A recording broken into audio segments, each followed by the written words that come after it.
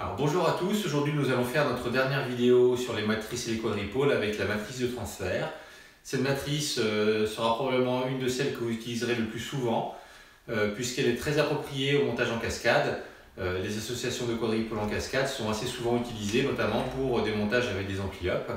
Donc vous pourrez du coup relier toutes vos grandeurs d'entrée et de sortie assez facilement avec ce genre de matrice. Okay, alors ici j'ai rappelé le système pour la matrice de transfert, où on voit donc que les deux grandeurs de sortie du quadripôle, V2 et I2, sont reliées aux grandeurs d'entrée V1 et I1.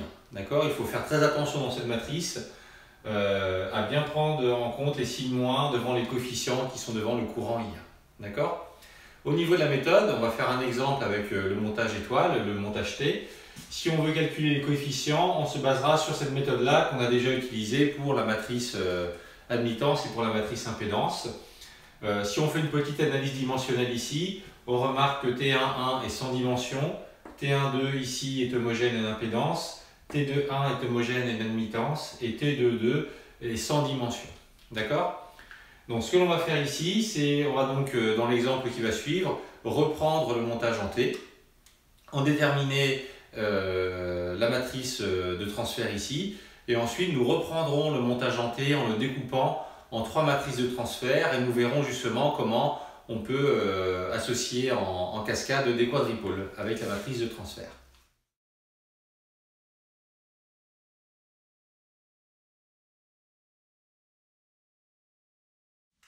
Alors, comme vous avez l'habitude de le voir ici, j'ai fait mon montage en T. Donc, je ne vais pas faire de montage en particulier avec des composants spécifiques comme des résistances, des condensateurs ou des bobines. Je vais simplement généraliser cette fois-ci avec justement des impédances Z1, Z2, Z3 qui pourront ensuite remplacer à votre convenance par des résistances, des condensateurs ou des bobines. Donc, je vais d'abord m'attacher à calculer le coefficient T11. Pour le coefficient T11, on voit que c'est le rapport V2 sur V1 avec I1 qui est égal à 0. Si I1 est égal à 0, ça veut dire en fait ici que je n'ai pas de courant à traverser l'impédance Z1. C'est comme si mon impédance Z1 ici était court-circuitée. D'accord ? Donc ça veut dire que la tension V1, je vais la retrouver directement au niveau de l'impédance Z2. Je vais donc pouvoir ici appliquer un pont diviseur de tension. Si j'applique un pont diviseur de tension ici, je vais me retrouver avec la tension V1 qui est égale à Z2 sur Z2 plus Z3 fois V2. D'accord ? Donc là, je peux isoler le rapport V2 sur V1. Je vais donc avoir ici V2 sur V1 qui va être égal à Z2 plus Z3, le tout sur Z2. Si on simplifie un peu, on va avoir du 1 plus Z3 sur Z2. Et le résultat que l'on a obtenu ici est notre coefficient T11.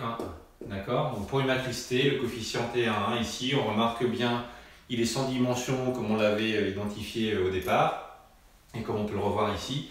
Donc a priori, ici on n'a pas du tout fait d'erreur de calcul. C'est un bon point de repère l'analyse dimensionnelle de manière générale pour vérifier si vos calculs sont partis sur une base correcte. D'accord ? Donc ici, T11 c'est réglé, on va maintenant pouvoir s'attacher au calcul de T12. Alors, nous allons maintenant démarrer le calcul pour le coefficient T12. Pour le coefficient T12, on va devoir construire un rapport entre V2 et I1 en ayant le générateur de tension V1 qui est éteint. D'accord ? Donc s'il est éteint, ça veut dire que là, j'ai donc court-circuité l'impédance Z1, je l'ai mis en parallèle ici avec l'impédance Z2. Okay ? Donc c'est une méthode que l'on a déjà vue lorsque l'on a fait les matrices admittance et impédance. Donc ce que je vais faire ici dans un premier temps, c'est que je vais établir une relation entre V2 et I2. Pour ça, je vais donc mettre Z1 en parallèle avec Z2, puis ensuite l'impédance équivalente sera en série avec Z3, ce qui me permettra d'avoir la loi d'Ohm entre V2 et I2. Puis je ferai un pont diviseur de courant pour avoir une relation entre I1 et I2. D'accord ? Au niveau de l'ordre, ici, ça n'a pas d'importance. Donc ce que je vais faire dans un premier temps, c'est je vais donc déjà calculer ces impédances équivalentes. Donc les deux sont en parallèle. Je vais donc avoir Zdeq qui va être égal à Z1, Z2 sur Z1 plus Z2. D'accord ? Ensuite, je vais donc avoir la loi d'Ohm entre V2 et I2, puisque je vais avoir Zdeck qui va être en série ici avec Z3. Je pourrais donc dire que j'ai V2 qui est égal à Zdeck plus Z3 I2. D'accord? Je vais donc avoir ici, dans un premier temps, V2 sur I2 qui est égal à Zdeck plus Z3. Alors d'un point de vue méthodologique, je vous conseillerais toujours d'attendre le dernier moment pour faire vos remplacements. Ça évite d'alourdir les notations et de se perdre dans des erreurs de recopiage. Notamment ici, vous allez voir, je vais garder Zdeck assez longtemps. Je vais le remplacer quasiment que à la fin. D'accord? Donc cette première étape est faite. Je vais ensuite du coup appliquer mon pont diviseur de courant pour avoir une relation entre I2 et I1. Donc si j'applique mon pont diviseur de courant, je vais pouvoir donc dire ici que j'ai I1 qui est égal à Z2 sur Z1 plus Z2 fois le courant I2. D'accord?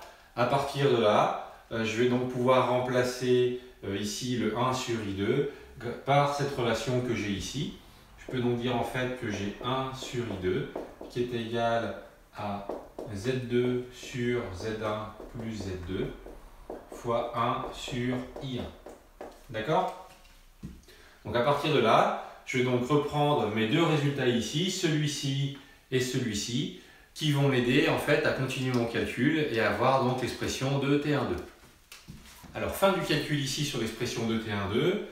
On a vu ici que T12 avait cette expression-là. Je vais remplacer Zdeck par son expression initiale.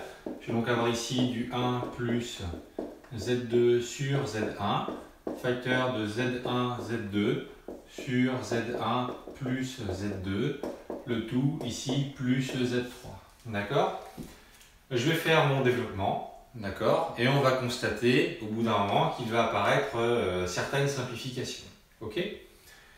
Donc, je vais avoir ici le coefficient T12 qui va être égal ici à Z1, Z2 sur Z1 plus Z2 plus Z3 plus ici, alors ça fois ça va me donner ici, donc je vais simplifier du coup les Z1. Je vais donc me retrouver ici avec du Z2 carré sur Z1 plus Z2 plus Z2, Z3, le tout sur Z1. D'accord? Alors, ce que je peux remarquer ici, c'est que je peux factoriser par Z2 ici et ici. D'accord? Et en faisant cette opération, je vais me retrouver avec Z2 facteur de Z1 plus Z2 sur Z1 plus Z2. Les Z1 plus Z2 au numérateur et au dénominateur vont se simplifier. D'accord? Donc à la fin du calcul, je vais me retrouver avec ici Z2 plus Z3 plus Z2 Z3 sur Z1. D'accord? Je fais une petite analyse dimensionnelle. Je remarque ici que j'ai bien une impédance. Ici, c'est aussi homogène une impédance. Si je reviens sur T12 volts sur ampère, c'est bien homogène à une impédance ici. Donc a priori, ici, je n'ai pas fait d'erreur et on a bien l'expression de T12 ici pour notre matrice T. Voilà. Donc on va passer à la suite avec maintenant le coefficient T21. Alors nous allons maintenant continuer le calcul. Je vais donc pouvoir exprimer avec les données que j'ai réécrites ici le rapport V2 sur I1. D'accord? Donc je vais remplacer I2 par son expression. Je vais donc avoir ici V2 sur I1 fois Z2 sur Z1 plus Z2. D'accord? Qui va être égal ici à Zdeck plus Z3. D'accord? Je vais donc avoir ici mon rapport V2 sur I1 qui est égal à Z1 plus Z2, le tout sur Z1, d'accord? Le tout sur Z2, pardon, fois Zdeck plus Z3, d'accord? Après une petite simplification ici, on voit que l'on va arriver à du 1 plus Z1 sur Z2, facteur de Zdeck plus Z3, d'accord? J'ai donc ici une expression de T12. On va voir qu'on peut encore un peu plus la simplifier, donc on va pousser le calcul un peu plus loin ici. Finissons donc ce calcul sur T12. Bon, je vais remplacer ici Zec par son expression. Je vous rappelle que Zec c'était Z1 en parallèle avec Z2. Je vais donc avoir ici T12 qui va être égal à 1 plus Z1 sur Z2, facteur de Z1, Z2 sur Z1 plus Z2 plus Z3 ici. D'accord? Donc je vais développer ici mon calcul. Je vais donc me retrouver avec ici du Z1, Z2 sur Z1 plus Z2. D'accord? Plus Z3. Alors ici, je vais donc avoir une simplification qui va s'opérer avec les Z2 qui vont partir. Je vais donc avoir ici du Z1 carré sur Z1 plus Z2. D'accord? Plus Z1, Z3. D'accord? Le tout sur Z2. Ok? Alors je regarde ce que je peux obtenir comme simplification. Je vois ici que je peux factoriser par Z1. Si je factorise par Z1, je vais donc avoir Z1 plus Z2 au numérateur sur Z1 plus Z2. Il va s'opérer une simplification. D'accord? Donc à la fin du calcul, je vais donc avoir l'expression de T12 qui va être égale ici à Z1 plus Z3 plus Z1 Z3 sur Z2. D'accord? J'ai donc ici l'expression de T12. Je fais ma petite analyse dimensionnelle. Ici, c'est homogène à une impédance, homogène une impédance, impédance au carré sur impédance, homogène une impédance. Je reprends T12, tension sur courant, c'est homogène une impédance. Donc ici, l'expression de T12 est bonne, il n'y a pas d'erreur. Ok? On va donc maintenant s'attacher au calcul de T21. Alors maintenant, nous allons nous attacher au calcul de T21. T21, c'est égal à I2 sur V1, avec I1 qui est égal à 0. J'ai donc court-circuité ici l'impédance Z1. C'est sans doute le coefficient le plus facile à calculer dans cette matrice de transfert, puisque du coup, si I1 est égal à 0, ici, j'ai donc l'impédance Z2 qui est uniquement traversée par le courant I2. D'accord? J'ai donc la tension aux bornes de l'impédance Z2 qui est V1. Je vais me retrouver ici avec V1 qui est égal à... Alors je vais faire le détail ici pour que vous vous rendiez compte. Donc dans un premier temps, j'aurai V1 qui serait égal à I1 plus I2 fois l'impédance Z2 ici. Or, on est dans le cas où I1 est égal à 0. D'accord? Je me retrouve donc avec V1 qui est égal à I2 fois Z2. D'accord? À partir de là, je me retrouve avec I2 sur V1 qui est égal à 1 sur Z2. D'accord? J'ai donc le coefficient ici T de 1 qui est égal à 1 sur Z2.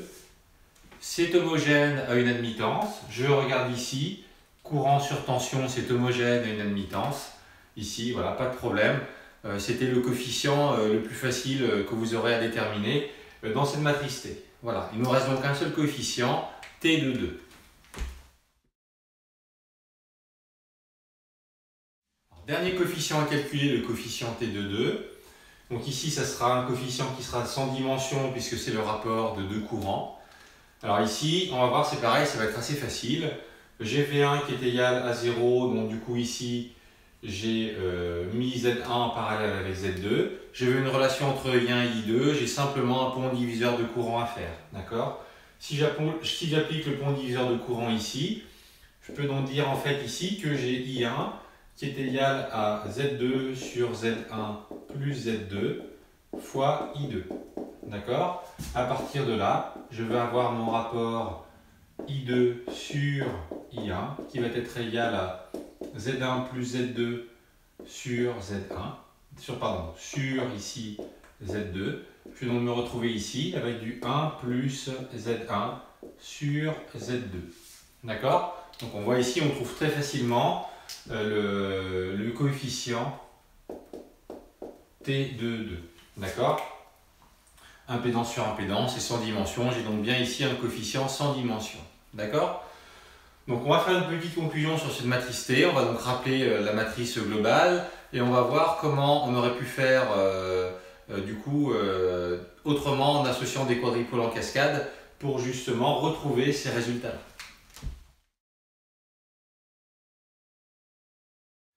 Voilà, donc si on résume sous forme matricielle les différents coefficients de la matrice pour le montage T, voilà ici le résultat que vous obtiendrez avec les différentes impédances. Donc après, ça dépend de ce que vous aurez dans votre montage. Il suffit de remplacer les impédances Z par des condensateurs, des bobines ou des résistances pour justement obtenir après très facilement les relations entre les grandeurs d'entrée et de sortie. D'accord? Donc on va parler maintenant de l'association en cascade des quadripôles et on va voir comment ce montage T, on aurait pu les découper en 3 quadripôles et retrouver ces résultats qui sont là.